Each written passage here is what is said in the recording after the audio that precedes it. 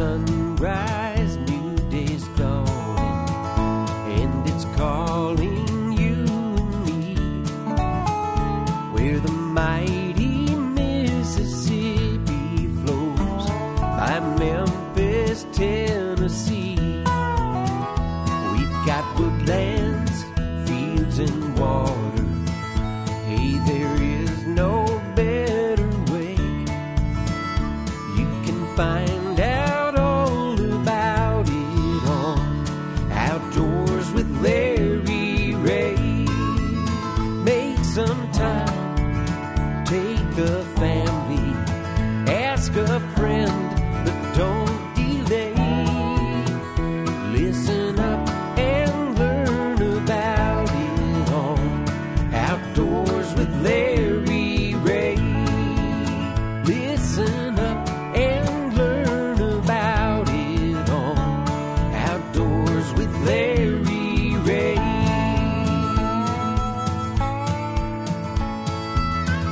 Good Saturday morning and welcome to another edition of the award-winning Outdoors with Larry Ray, brought to you proudly by the Tennessee Wildlife Resources Agency. Now, here's your host, Larry Ray. Hey, good Saturday morning. Welcome to Outdoors with Larry Ray as we roll along here on this first Saturday in February. Yeah. No leap year this year. The groundhog saw his shadow. That means what? 6 more weeks of winter. Isn't that right? Right, yeah. Yep. My prediction, it'll wrap about March March 21st. 21st. Okay. Well, that's really you expect winter to go through March 21st? You're really optimistic. Of course, I can remember, and Gene can remember, and I don't know, Dave, you probably remember just from coming down and see your dad and mom, but it was in March. One year we had like 18 inches. And it was a March snow, so I'm wanting a snow. Okay, you folks out there, he thinks you're crazy. I want a snow. I want one real snow, not like New York. Right. I don't want it. Really pretty clean. Yeah, I don't want it up like New York and all them places up there again. No. I don't want 2 feet, and more after that. Bless their hearts. But Well, one year in March, Vicki and I went to Fall Creek Falls. We was hoping the waterfall would be frozen, but it didn't get quite that cold, but it was really cold up there. Well, had icicles like 6 foot long. Well, yeah, I mean, it was, and Reelfoot, I've been to Reelfoot, it's been frozen over in February. So, I mean, but anyway, got a lot on today's plate for today's show. And, of course, being first Saturday, that they're back again. I mean, there was such an urge to have them back again that the audience was just going nuts that they were on last. Oh, wow. Yeah. I'm impressed. Yeah, well, most of our audience is nuts, but you recognize the voice of Brother Darrell and Brother Darrell, as we call him, Dave Gabbert from up in Lexington, Tennessee. He is with us, of course, and then this other guy's with him, too. I mean, he's got one of those real uncommon names. Smith. Yes. Smith. Smith, yeah. Giuseppe Smith. You remember the first Smiths? The first Smith? Adam and Eve. Adam and Eve were the first Smith? What? Yes, they were the first Smiths. I did not know that. We're trying to figure that one out. Okay. Yeah. I mean, so that just tells you're going to have a tip-off. There will be puns on today's show, but at the same time, normally those guys would be in the studio. Shelby McCall is here with me, as she has been since last March or wherever. I forget what she looks like. Well, she's the same. She just keeps that mask on now, and I can see her eyes now, and I never know what kind of. Oh, she's gonna say something now. She almost said something. It almost came in there, But we're gonna have a talk today. As I told Shelby, all we need is a segment on the bees. Well, we're not going to have on the bees today, but we are going to have the dogs and the birds, and that's not a singing group. Yeah, I got a dog story. We're going to have dogs because this Monday, what happens Monday? Y'all guys know what happens Monday? What starts Monday at Ames Plantation? The National Bird Dog. Oh, yeah, National Dog. Yeah, National Bird Dog Championship, the 122nd. And no, I was not around, as Dave Gabbert said last week. for the first You was one. real young.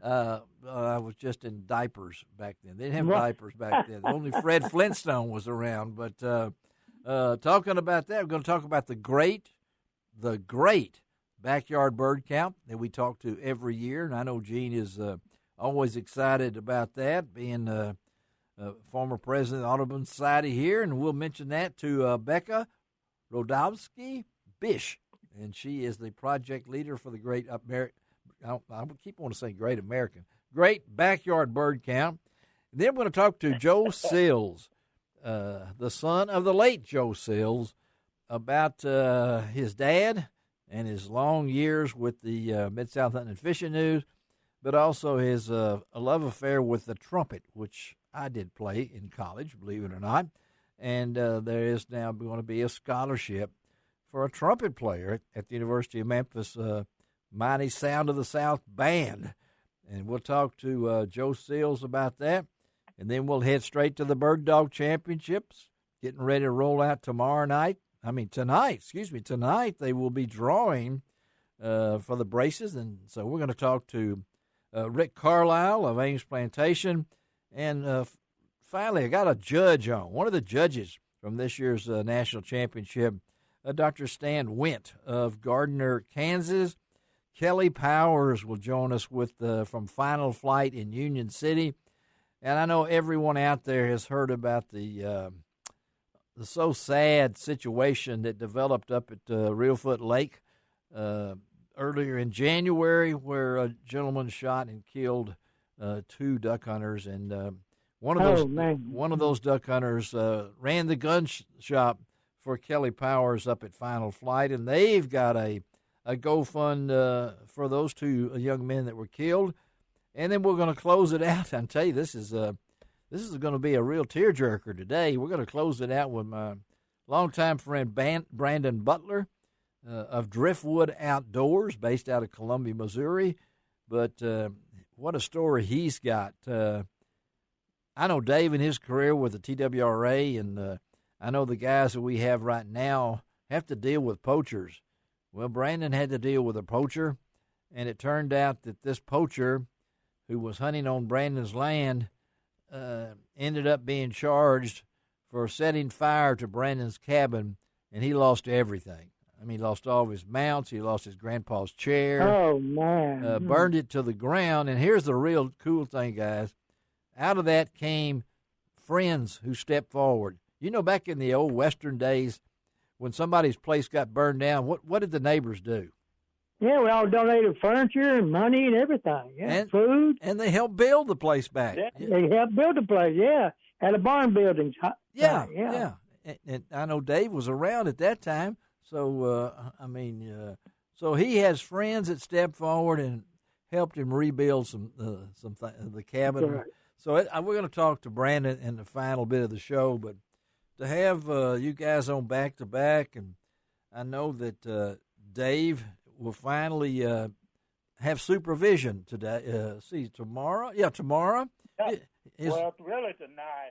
Oh, right, tonight. Yeah, okay. She's coming in tonight. His wife, Rand, is coming in from the West Coast. And Dave's he better clean the house when she gets there. Oh, he's got it so fixed up. He's even added two or three rooms, got an extra bathroom in there now. I mean, he has been a busy bee. Of course, he made him a nice place to stay in the barn, too, when things don't go right. So that's where I got my camper at. That's where his camper's at, yeah. And I know, Gene, you're like me. You're waiting on things to happen so you can get out in the woods and do stuff like that. But I know what? I heard you breathe. Yeah, I went to the woods yesterday. And when I was, you know how you get them cuts with the grass to cut your fingers? Oh yeah. And I was on a blood thinner, and man, my hand was plumb red with blood. It looked really bad, but it wasn't that bad. Well, the Johnson grass is some of the most deadly things there ever was. Yeah, you know, cut me like a razor blade. Yeah, and they'll do that. But folks, I know these guys have. Dave has been busy. I've been busy. I've got my new crown in. There's a crown in my teeth, so to speak. I didn't know that a bridge. I got a new bridge in my mouth. Okay, all right. I had to take the old one out, and I heard the price, and she gave me the price, and I asked her, "Can I get a drawbridge or maybe just a single lane bridge?" Well, I heard the dentist said you had plenty of room to work in there. I got plenty of room to work in there. Yeah. I haven't chewed on that left side since then. But, Dave, you have been busy, though, haven't you? I mean, you've stayed busy. Oh, yeah, I've been busy. I'm talking to Dave. I know you're busy. Oh, Dave, yeah, Dave. Dave. He has to be busy. Yeah. No, what you been doing all this time? Your wife's gone. Oh, I've got all kinds of projects going on. I've remodeled closets. See, I told you. Lumber. Yep. Most of the time, in my spare time, this during January and February, I reload a lot of ammo from my upcoming shooting season. Well, he brought that up because he knows I'm shooting his ammo this year, and I'm taking part in the new landowner permit to allow you to kill a deer. Our landowner has allowed us to kill a deer, and so I'm going to hunt Monday afternoon probably. I don't know if I don't go to the bird dogs. So I'm waiting to use your ammo. Dave, this has been the most frustrating year for me as a hunter, but I know that ammo, once I see a deer, I got faith in it, Dave. If I just don't goof up myself. The ammo's right? Yeah. Oh, yeah, the ammo's right. You proved that when you came up and checked the rifle out. I hit the target, didn't I? Yeah. Yeah, hit that 8-inch gong several times at 100 yards. 4 times out of 5. So that's that's great. Yeah, well, that 5th time was the one I was messed up on, so I don't want that to happen. All right, let's take a break. We got Gene Smith, we got Dave Gabbard, and we got Shelby McCall, and we got me too. So we're going to get kicking this thing off right now. Outdoors with Larry Ray. Take us out here, Shelby.